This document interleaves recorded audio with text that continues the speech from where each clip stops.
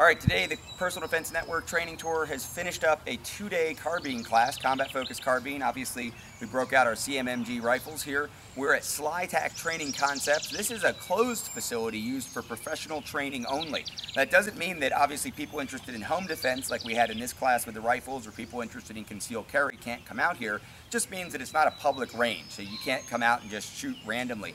They've got some amazing bays, they've got some great facilities, they even have a shoot house because they have a lot of armed professionals that train here as well. So law enforcement, federal law enforcement, and that's really what this facility was built for. They also have teamed up with a local Central Ohio company named Armada, who I've known for a number of years, since I do a lot here obviously in Ohio as well. And they're running all their marketing and doing a lot of classes out here as well. So if you're in the Midwest, if you're in Central Ohio, especially if you're an armed professional looking for a great facility to train at, highly recommend this one.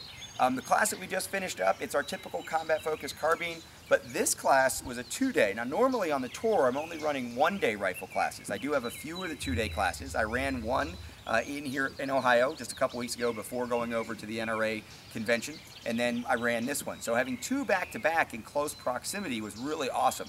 I normally just run that 1-day class, and the 2-day class gives us a lot of opportunity to experiment with a lot of different unorthodox shooting positions and shooting around the vehicle. The ports that they have built here are a perfect example of what the kind of thing you can use to train to get into positions where you'll need to do something other than be on balance, leaning forward and shooting. Not just going to a kneeling or going down to the ground, but actually getting into some of these off angles and getting into some of these oddly shaped ports.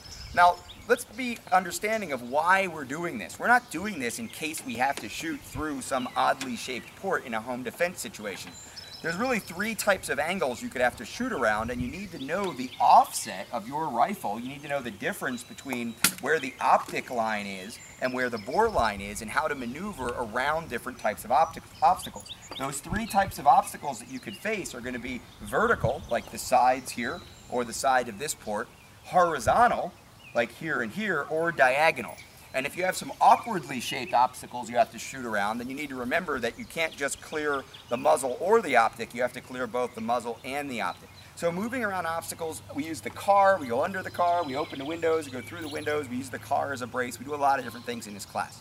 So the combat-focused carbine class, any good solid home defense, close-in self-defense rifle class, maybe a patrol rifle class, should really involve a lot of work around obstacles, especially when you get to that 2nd day. So we did a lot of that. Right now what we're going to do is we're going to hear from Paul Carlson and Joe Ball. Now Joe Ball has been a student of mine. He was just recently in one of Paul's classes, and Paul runs Safety Solutions Academy, which is a great resource for information. He travels all over the country now, but he got started here in Northern Ohio, and he's going to talk to Joe a little bit about what it's like to go through the class that he went through, why training is important, and especially talk about the Personal Defense Network Training Tour.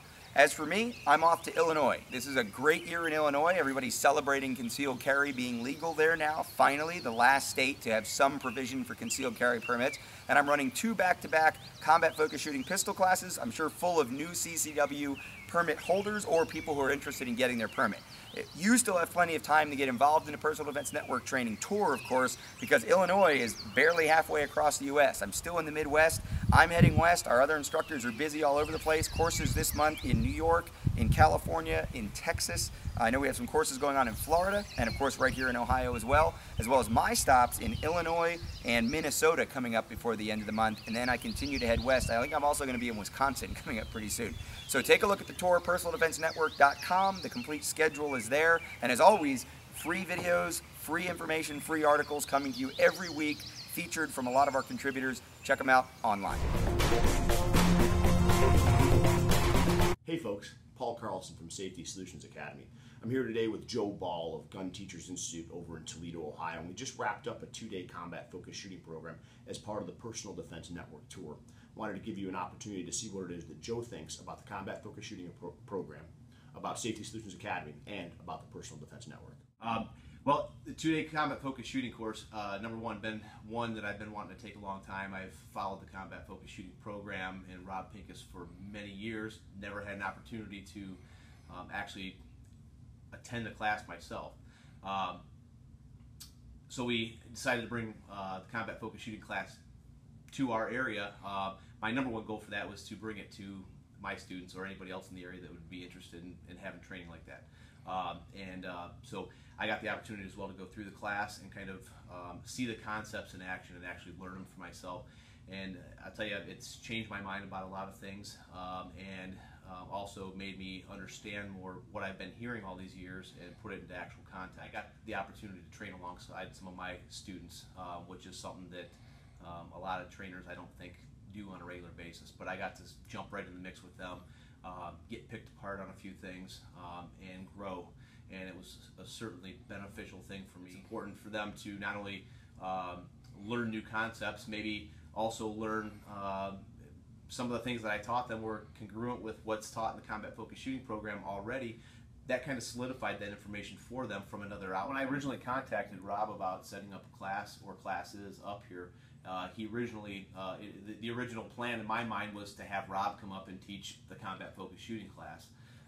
And then he made mention that he was going to maybe have one of the Combat Focused Shooting instructors come and do the CFS class, and he would come at a later date for an APH class. So that was cool. And then he shot out this name to me, Paul Carlson, and I didn't know who he was, didn't know him from Adam, and so I started doing some research, found that, hey, this guy's a pretty knowledgeable person from what I can see, can't wait to meet him. I'd like to leave everybody kind of with just a couple points when it comes down to training. The gun's not enough, a little card in your pocket's not enough. Never quit striving for excellence in whatever you do. We had a conversation at dinner last night, and I made mention that we're never always ready after I shared an experience with the class that I had personally. And I believe that we're never always ready. And I guess that kind of raised some eyebrows.